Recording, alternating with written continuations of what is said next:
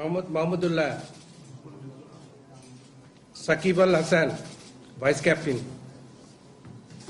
তামিম ইকবাল খান, সৌম্য সরকার, মোহাম্মদ সাইফুদ্দিন, আবু জাহিদ চৌধুরী, মোহাম্মদ মুস্তাফিজুর রহমান, মোহাম্মদ রুবেল হোসেন, মেহেদী Hasan Miraj, Shabbir Rahman Roman, Mosaddek Hossain সৈকত। এই 15 জন squad world কাপের জন্য। আর এটার সাথে আমাদের আয়ারল্যান্ড সিরিজের জন্য আমরা 2 জনকে আরো ইনক্লুড করেছি, ইয়াসির আলী চৌধুরী রাব্বি এবং নাইম হাসান। এই 17 জন আয়ারল্যান্ড সফরে যাবে।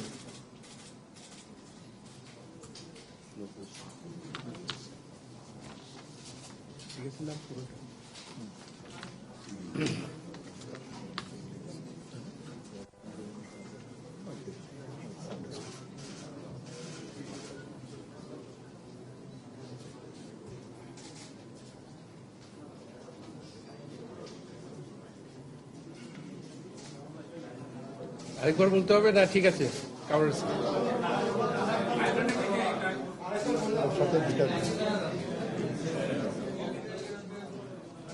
ইয়াসির আলী চৌধুরী রাব্বি আর নাইম হাসান।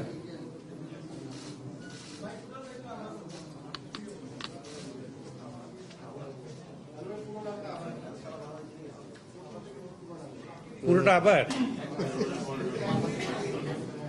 আচ্ছা, আমি আইসিসি ওয়ার্ল্ড কাপের জন্য যে 15 জন স্কোয়াডটা আবার রিপিট করছি, আপনারা যারা মিস করেছেন আবার এটা মিলিয়ে নেন। মাশরাফি বিন মুর্তজা ক্যাপ্টেন,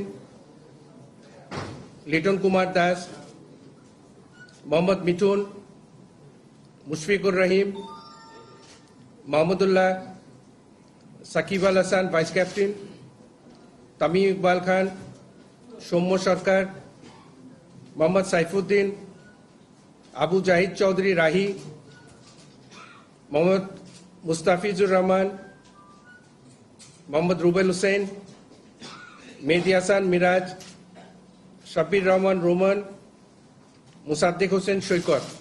এই 15 জন ওয়ার্ল্ড কাপের জন্য। আর প্লাস আয়ারল্যান্ড সফরের জন্য আর 2 জন আছে, ইয়াসির আলী চৌধুরী রাব্বি এবং নাইম হাসান।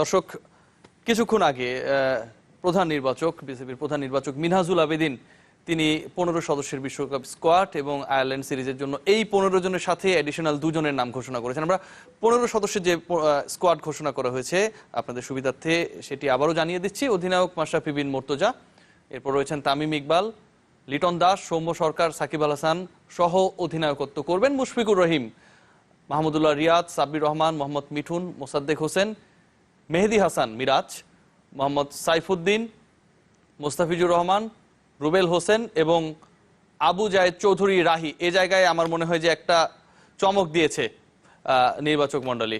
আমরা আবারও মিরপুরে চলে যাচ্ছি, সেখানে এই মুহূর্তে সাংবাদিকদের প্রশ্নের উত্তর দিচ্ছেন প্রধান নির্বাচক এবং অন্যান্য যারা রয়েছেন টিম ম্যানেজমেন্টের তারা। নিউজিল্যান্ড সফরের জন্য চিন্তা ভাবনা করেছিলাম, আবার ইনজুরিতে পড়ে গিয়েছে, তো সেই হিসাবে ও কিন্তু এখন পর্যন্ত পুরোপুরি ফিট না। আমাদের কাছে যে রিপোর্টগুলি আছে ফিজিওর, তো সেই হিসাবে আমরা ওকে স্কিল ফিট হিসাবে চাচ্ছিলাম, স্কিল সেই হিসাবে ও একটা ম্যাচ এখানে রিপ্রেজেন্ট করেছে ডোমেস্টিকে। তো এটার পরে আমরা দেখি ওর ফিটনেস এখনো আপ টু দ্য মার্ক না। তো যেহেতু এখনো সময় আছে, আয়ারল্যান্ড সফরে আমাদের 17 জন যাচ্ছে, এখানে পেস বোলার যদি কোনো কারণে ও যদি এর মধ্যে ফিট হয়ে যায়, কারো দরকার হয় ব্যাকআপ হিসাবে আমরা ওকে আমরা সাবস্টিটিউট হিসাবে রাখছি।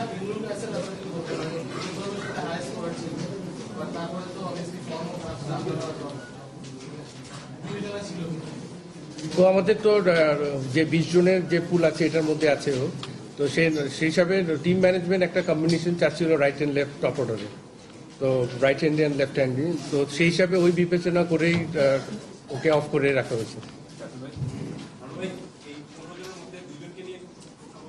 বেশি চিন্তা করতে হয়েছে। তো এই দুইজনের ব্যাপারে সাদেক হোসেন সৈকত এবং আবু সাইদ রাহিম তাদের ইনক্লুশনের লজিকটা কি?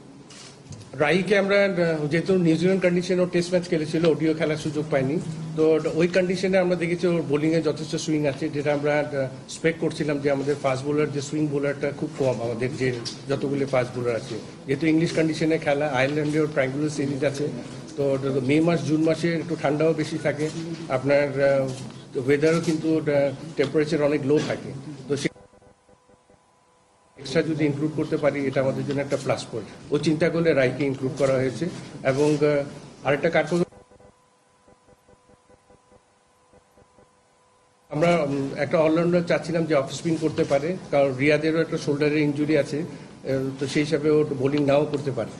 তো সেই কথা চিন্তা করে যাতে ব্যাকআপ হিসাবে একটা স্পিন অলরাউন্ডার যদি দরকার আছে, এই জন্য সৈকতকে ইনক্লুড করা হয়েছে। মানে লাস্ট একটা পেস বোলারের স্পেস নিয়ে তো অনেক আলোচনা ছিল। শফিউলের কথা আমরা শুনেছিলাম, তাসকিনের কথা আপনি বললেন। তিনজনের মধ্যে আসলে মানে কাছে কাছে কোন বিবেচনায় পিছিয়ে পড়লো, আর ইয়েটা ফাইনালি কোন বিবেচনায় এগিয়ে গেছে? ইনশাআল্লাহ আমাদের সিলেকশন প্যানেলের আলোচনায় কিন্তু আমরা শফিউলকে এক্সপিরিয়েন্স হিসেবে এগিয়ে রেখেছিলাম। তো সেই হিসাবে যখন টিম ম্যানেজমেন্টের সাথে আলাপ হয়েছে এই বিষয়টা নিয়ে, তারপরে একটা সুইং বোলার আমাদের চিন্তা ভাবনা করছিলাম যে এটা তখন রাহির কথাটা মাথায় এসছে, তো সেই হিসাবে ফিফথ বোলার হিসাবে রাহিকে আমরা বেছে নিয়েছি। তাসকিনের ব্যাপারটা তো ক্লিয়ার করে দিয়েছি।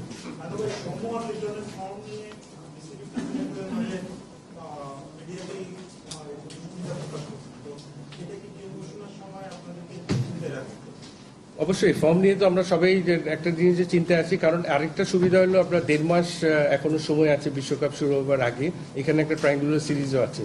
তো টিম ম্যানেজমেন্টের সাথে ডিসকাস হয়েছে, কোচের সাথে এই ব্যাপার নিয়ে ডিসকাস হয়েছে। তো একটা সুযোগ যখন সামনে আছে, যেহেতু এরা কিন্তু আগে পারফর্ম করেছে, এমন না যে একদম পারফর্ম করেনি, তো সেই হিসাবে ওই মাথায় রেখে যে একটা সময়ের ব্যাপার, একটা আমার মনে হচ্ছে যে ট্রায়াঙ্গুলার সিরিজের আগে যে আমাদের এখানে যে প্রিপারেশন ক্যাম্প আছে, এখানে আমরা ইনশাআল্লাহ